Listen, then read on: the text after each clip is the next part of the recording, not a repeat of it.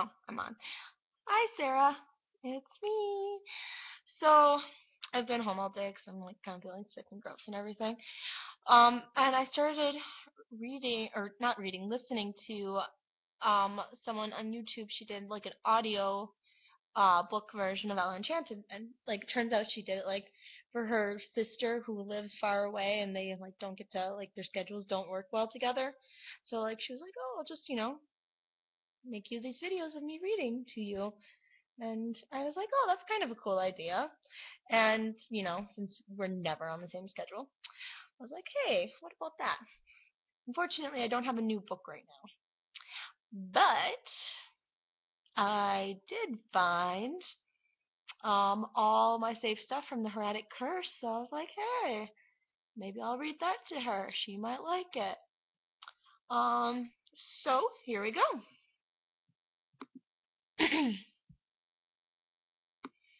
The Heratic Curse. Once upon a time, there was a beautiful princess named Sarah. As a young girl, she was a curious little thing, perhaps a bit too curious for her own good. Next to her grand palace there lived a witch named Gloria.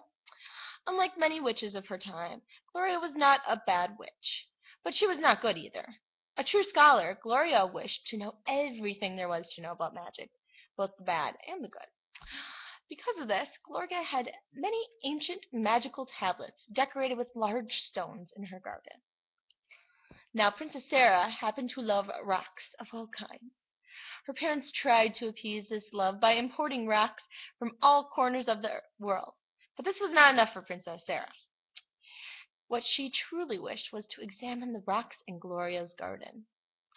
One day, after a clever ruse involving her dearest friend, Lady Delia, and 12 crates of honey, Princess Sarah escaped her nurse, Tracy, and snuck into Gloria's garden.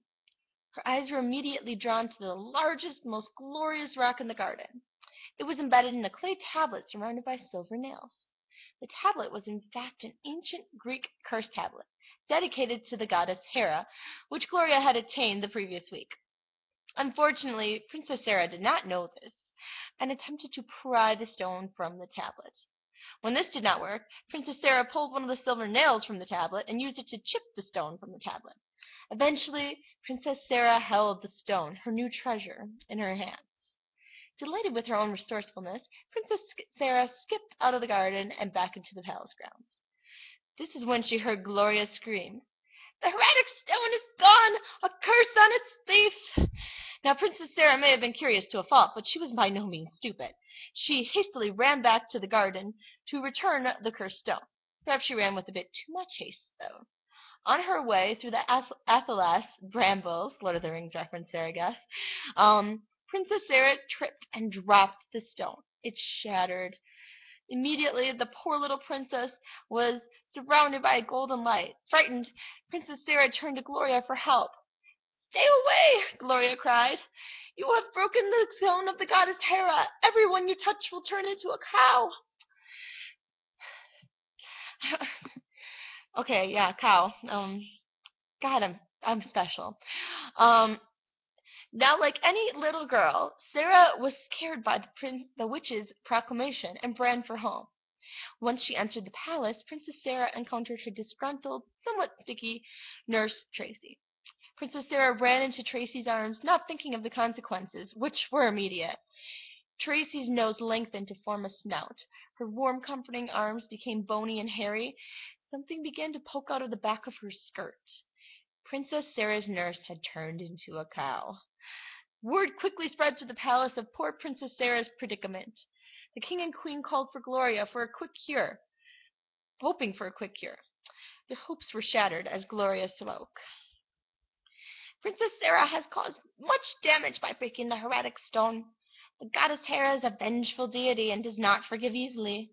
However, there is one way Sarah's curse might be broken.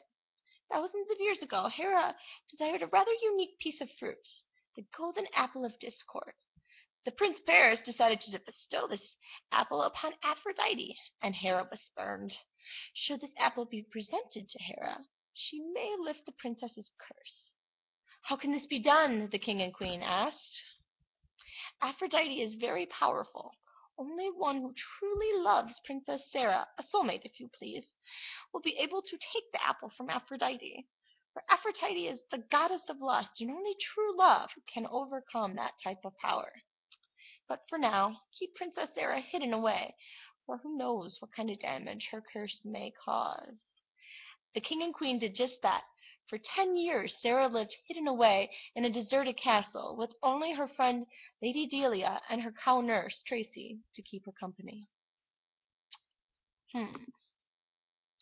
I think that's a good stopping point for right now. There's a ton more, like 31 pages, and then I think there's another document with even more on it. So, if you like this, Sarah, you should let me know, because I'll definitely, I can post more.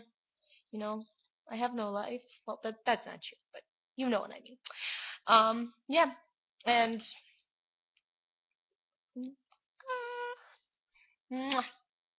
see, this will distract you from HP.